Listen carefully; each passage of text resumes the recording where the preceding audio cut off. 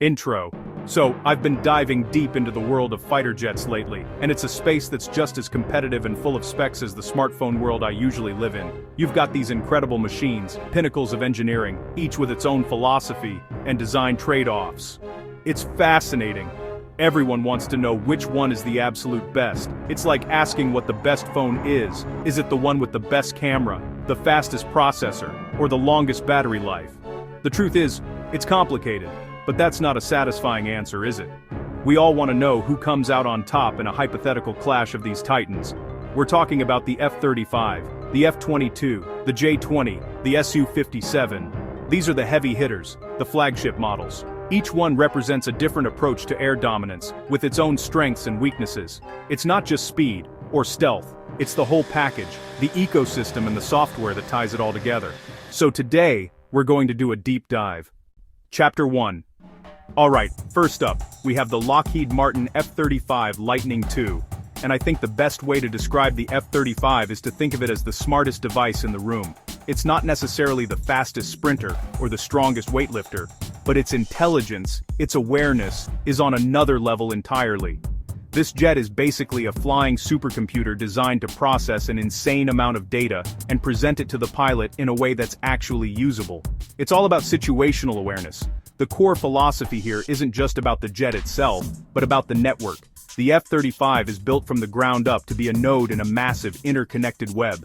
It's constantly talking to other F-35s, to ships at sea, to command centers on the ground, even to drones. This concept is called sensor fusion. The jet takes information from its own advanced radar, its 360-degree camera system, and its electronic warfare suite, and combines it with data being streamed in from all these other friendly assets on the battlefield.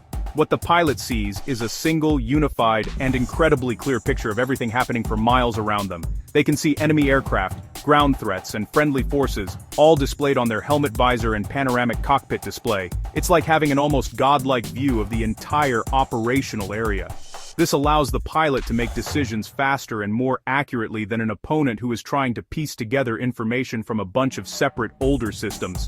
So, while it might not have the raw top speed of some of its rivals, the F-35's strategy is to win the fight before it even begins. Its low observability, or stealth, is optimized to make it incredibly difficult to detect, especially by older radar systems. The goal is to see the enemy long before they see you, lock on with a long-range missile, and take the shot from a position of complete advantage. First look, first shot, first kill doctrine. This jet is also a true multi-role aircraft, a jack of all trades. It can perform air-to-air combat, conduct air-to-ground strikes, carry out electronic warfare, and perform intelligence, surveillance, and reconnaissance missions. This versatility is a huge selling point and a major reason why it's been so widely adopted across the U.S. Air Force, Navy, Marines, and a long list of allied nations. Chapter 2.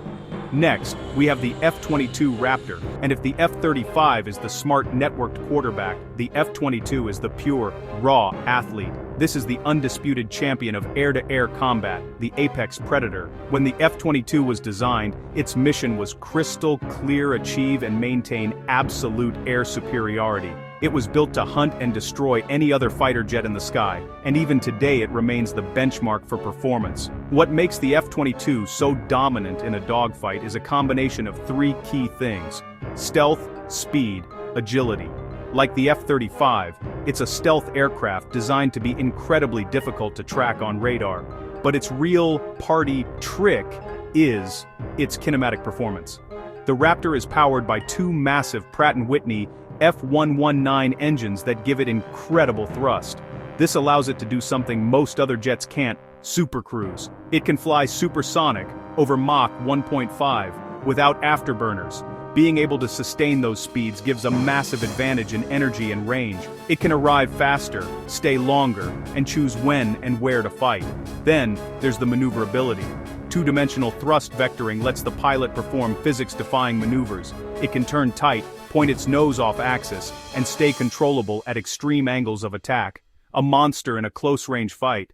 Built to be king of air combat, and still arguably the best in that role. It clears the skies so others can do their jobs. But its tech is a generation behind the F-35's, with less advanced sensor fusion and networking. Upgrades are harder and more expensive. Production ended in 2011 with only 187 jets built, limiting deployment flexibility and multi-role breadth compared to the F-35. Chapter 3. Now we move across the Pacific to China's entry into the fifth-generation fighter game, the Chengdu J-20, the Mighty Dragon. The J-20 represents a huge leap forward for China's aerospace industry and is a clear statement of its geopolitical ambitions. Looking at its design, it's clearly influenced by American jets, especially the F-22. The J-20 is a large, heavy, twin-engine fighter with a major emphasis on stealth and long-range engagement. Its design philosophy seems focused on operating over the Western Pacific. The goal is to use stealth to penetrate defended airspace, detect high-value targets, command aircraft and tankers, and engage them with long-range air-to-air missiles before making a high-speed exit. Its stealth characteristics are a topic of much debate among analysts. The consensus is, the frontal aspect is very stealthy, crucial for first look, first shot. However, stealth from the sides is less refined, and, especially from the rear, it's considered weakest, suggesting surprise attacks and high-speed intercepts. One of the biggest question marks has been its engines. Early models used older Russian engines, then interim Chinese engines. China has been developing the WS-15, and recent reports suggest WS-15-equipped J-20s are entering service, potentially boosting performance toward F-22 levels. Inside, there's a large touchscreen and helmet-mounted sight. China is investing in sensor fusion and data processing. The extent of networking with other Chinese assets is still largely unknown. Not just a copy, canards, long fuselage, a dedicated interceptor and air superiority fighter, but performance is less proven in combat. True radar capability, EW effectiveness, system reliability and pilot proficiency remain hard to measure. Still, its focus on frontal stealth and long-range missiles makes it a serious threat, particularly to support aircraft across the Pacific. It may not be the all-around best yet, but it's improving fast and has changed the strategic calculation in the region. Chapter 4. Finally, we come to Russia's contender, the Sukhoi Su-57, codenamed Felon by NATO. The Su-57 embodies a distinctly Russian design philosophy. It prioritizes raw power, extreme maneuverability, and a heavy weapons load. It's marketed as a fifth-generation fighter, but it takes a different approach. It blends some stealth features with traditional Su-27 family strengths. Its design doesn't scream all-aspect stealth like the F-22 or F-35. Efforts have reduced radar cross-section, especially frontally. But look at its engine intakes and overall shaping, more low observable than truly very low observable. Where the Su-57 aims to excel is agility and firepower. Like the F-22, it has thrust vectoring engines, but its nozzles can move in 3 dimensions, not just 2. That gives it phenomenal maneuverability and visual range dogfights, a true aerial brawler. It also carries a potent and diverse weapons loadout, large internal bays for air-to-air and air-to-ground weapons, with hypersonic options in development. Sensors include a forward AESA, side-facing X-band radars, L-band arrays in the wings, and an advanced IRST, ideas that might help against stealthy targets. However, the program has faced significant challenges.